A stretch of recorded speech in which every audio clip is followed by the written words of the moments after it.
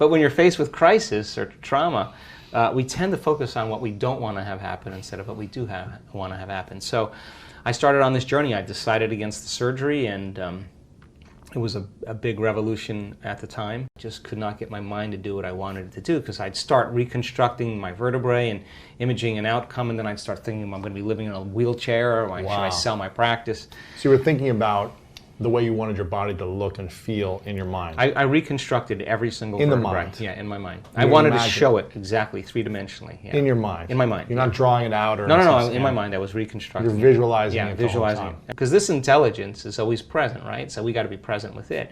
So I'd start off reconstructing my spine, and then I'd be like, oh gosh, should I sell my practice? What if I live in a wheelchair? And you practice chiropractic practice at the time? Yeah, in the Southern California, in La Jolla. I was firing and wiring, these new circuits, and I was practicing paying attention.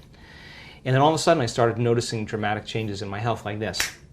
And the moment I started noticing changes in my body, what was going on outside of me, I started correlating at what I was doing inside of me.